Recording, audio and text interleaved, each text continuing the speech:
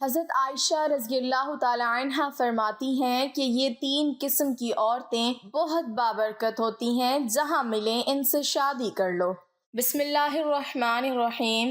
حضرت سیدہ عائشہ صدیقہ رضی اللہ تعالی عنہا نے فرمایا، اے اسلام کی شہزادیوں، عورتوں میں 3 خوبیاں اللہ تعالیٰ کو بہت ہی زیادہ پسند ہیں۔ جب پوچھا گیا کہ وہ کون سی 3 خوبیاں ہیں تو حضرت عائشہ رضی اللہ تعالی عنہا نے فرمایا، پہلی خوبی پردہ ہے۔ پردہ کسی خاتون کی ایسی خوبی ہے جو اللہ تعالیٰ کو بہت ہی زیادہ پسند ہے۔ جب کوئی خاص خوبیاں اللہ کو بہت پسند ہوں تو پھر ظاہر ہے کہ وہ خوبیاں اپنانے والی عورتیں بھی اللہ کو بے حد پسند ہیں۔ فرمایا گیا، اللہ کی پسندیدہ بندی بن جاؤ اور پردے کو اپنا زیور سمجھو۔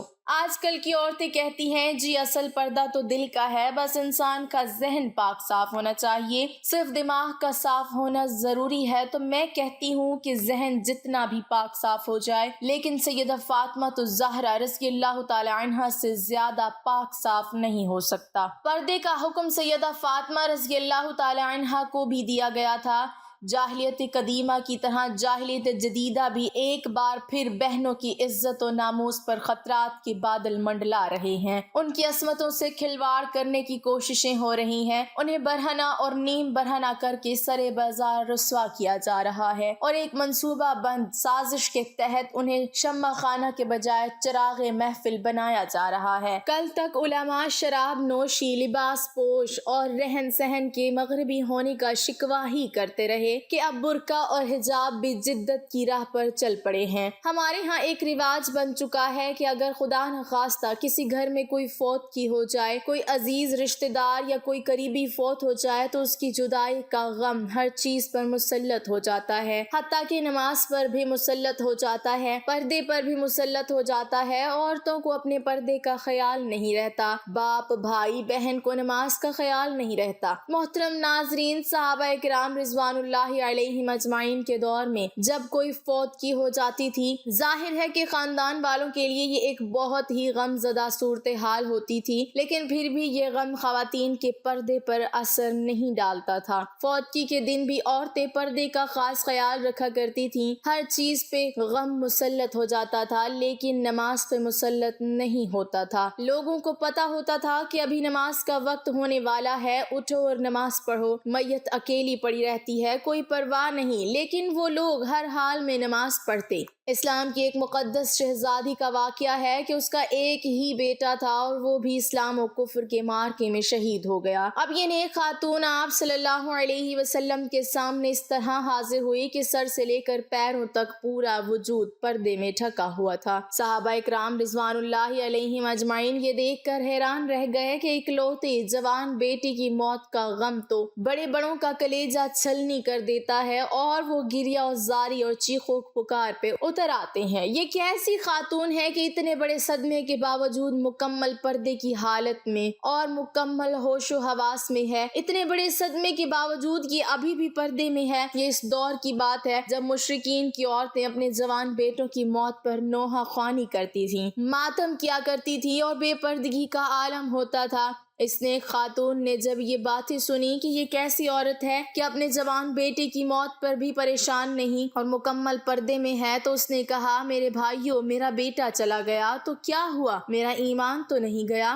یہ تھی اسلام کی مقدس شہزادیاں جن کی گود میں اسلام پلتا تھا۔ محترم ناظرین، حضرت عائشہ صدیقہ رضی اللہ تعالی عنہا نے فرمایا، دوسری خوبی جو اللہ کو بہت زیادہ پسند ہے وہ ہے اپنے شوہر سے ٹوٹ کر محبت کرنا۔ اب ایک عورت کا نکاح کے ذریعے سے اللہ اور رسول صلی اللہ علیہ وسلم کی رضا کے لیے اپنا آپ ایک اجنبی مرد کے حوالے کر دیتی ہے جسے وہ جانتی تک نہیں، اسے پہچانتی نہیں، اس کی طبیعت کا پتہ نہیں، اس کے مزاج کا پتہ نہیں کہ وہ کس طرح کا انسان ہے۔ پھر بھی نکاح کے ذریعے سے وہ اپنے آپ کو اللہ اور رسول صلی اللہ علیہ وسلم کی رضا کی خاطر ایک اجنبی مرد کے حوالے کر دیتی ہے ہے، پھر اس شخص کی اولاد کو 9 ماہ تک اپنے پیٹ میں رکھتی ہے، طرح طرح کی اذیتیں سہتی ہے اور موت کی سی کیفیت سے گزر کر اس کی اولاد کو جنم دیتی ہے۔ موت کی سی اذیت سے آنے کے بعد بچہ پیدا ہوتا ہے، پھر جب بچہ پیدا ہو جاتا ہے تو ایک ماں اپنی بالکل فکر ترک کر دیتی ہے، اپنا آپ بھول جاتی ہے اور اس بچے کی تربیت میں مصروف ہو جاتی ہے۔ یہی سوچ اس کے ذہن میں ہوتی ہے کہ جب یہ بچہ بڑا ہو کر اچھی خدمات سر انجام دے گا تو کوئی یہ نہیں کہے گا کہ اس کی ماں نے اس کی تربیت اچھی نہیں کی۔ لیکن پھر ہوتا یوں ہے کہ جب وہ بچہ بڑا ہو کر اچھی کام کرتا ہے، اچھی خدمات سر انجام دیتا ہے تو سبھی اس کے باپ کی تعریف کرتے ہیں۔ کوئی یہ نہیں کہتا کہ